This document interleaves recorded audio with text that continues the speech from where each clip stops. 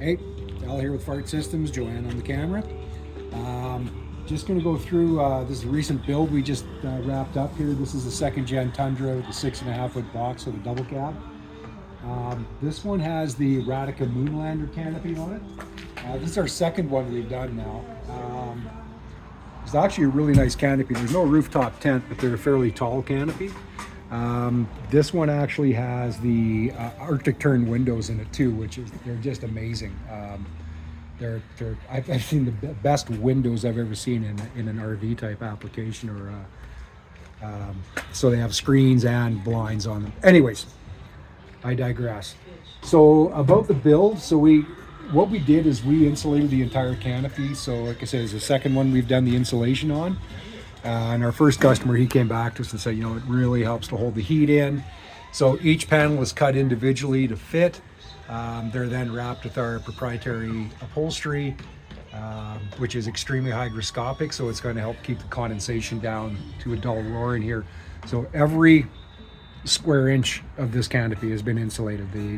The rear door, the front bulkhead, the roofs, the sides, side panels, everything's been done. As far as the build itself goes, we went with a taller cabinet on the driver's side because they wanted a little more storage. So these cabinets actually have, and we'll go through it a little bit more in depth here, they actually have 3 access points. So we have a top lid, we have a rear facing lid so you can access from outside, as well as a front facing lid. Also has a 48-inch camp kitchen in it with a gear bunker in behind it.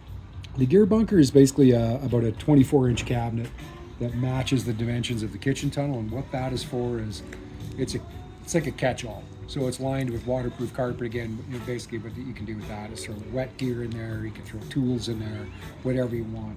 And we've, again, tried to bias the weight to the passenger side as much as possible to offset the weight of the driver and the fuel tank on our North American vehicles.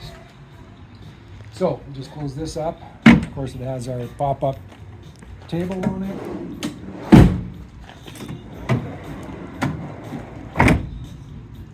So what we'll do now is I'm just going to climb in here and give you an idea of how much space there is.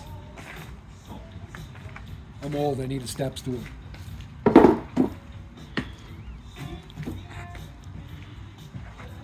So this is set up with the Lagoon table in it. So it's nice. You can have a couple people here having a workspace as well. For example, if you set up a Starlink, you can work remotely right from your vehicle out in the middle of nowhere. So it's kind of a nice feature to have. We also did custom molly down here. The customer wanted something where he could fasten a few items, and we left. Basically, what he wanted to do is be able to put, when he's just like a rough area, he wants to be able to put his mountain bike inside the truck. So there's perfect amount of room here that he can actually fit his 29er mountain bike in here with the pedals on and everything. So again, the cushions, this is waterproof backing on this. This is our first time using this fabric. I'm really impressed with it. It's a nice, really nice texture to it. Again, the back sides are done with a solid base, and they have, again, our proprietary upholstery on that. So they're waterproof on the back side as well.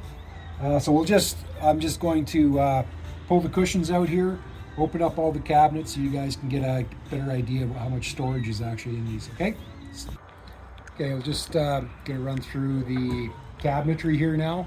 We've got everything opened up so you can see exactly where the storage is and how much volume there is. So, like I said, mentioned earlier, this is the rear cabinets have 3 entry points, so you can always get access to it, whether you have seating cushions on it or not, whether you have the tailgate closed or not, so on and so forth. So it makes things kind of nice and easy. And then our over the wheel well cabinet, we get as much depth as we can, but so we leave the space there above the wheel well.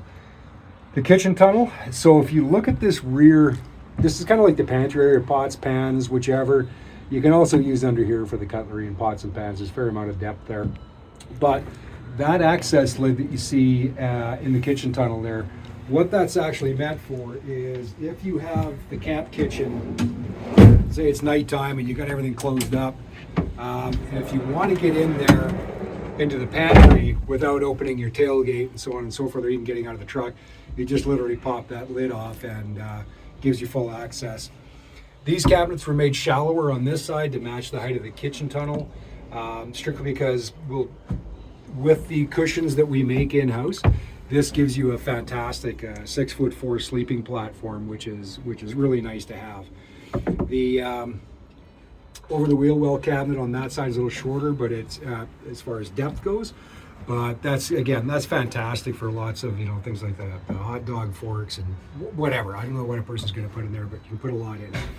Then in behind the kitchen tunnel is that gear cabinet that we were talking about. So that's just basically a 24-inch box that it's a catch-all. So you can put all your stuff in there. Then on the bulkhead, where Joanne's filming right now, that removable door on that has just meant that so all around the sides of our builds and at the bulkhead, we leave space so you can run cabling, plumbing pipes, whatever you want to do in the future without having to remove the build.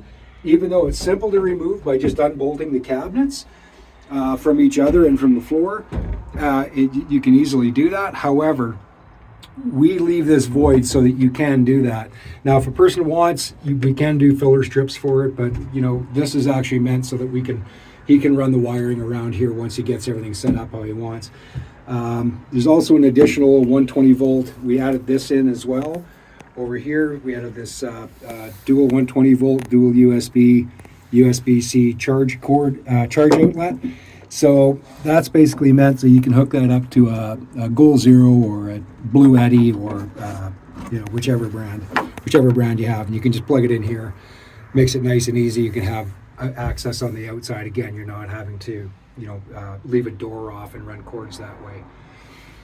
So that's the storage in this build. It's actually an immense amount. It's we're pretty amazed at how much room and how much space you can actually get in these full-size trucks compared to a Tacoma. It just gives you an immense amount. So anyways, we'll put the lids back on here and put the Radica sleeping platform plates in.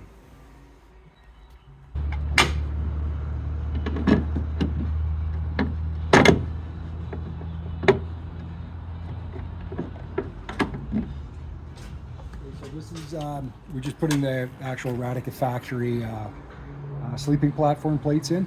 So we just put in the single plate right now, so that's one up for a single person sleeping. Then I'll just throw the second one in here.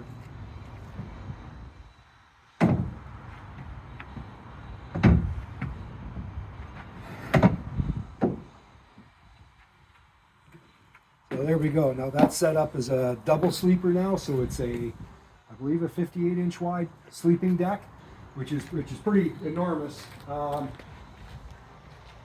The only thing you have to do with our cushions, those ones obviously clear, and there's a small one that actually situates here. If you want to have it set up that way, I mean, that's the thing. We don't build it just one way. It's got to have options to it. So that's set up as a dual sleeper right there. The Lagoon table stores in underneath with the leg and everything attached to it. So yeah, that's her. That's the Radica Moonlander in a full-size Toyota Tundra double cab 6.5 foot box.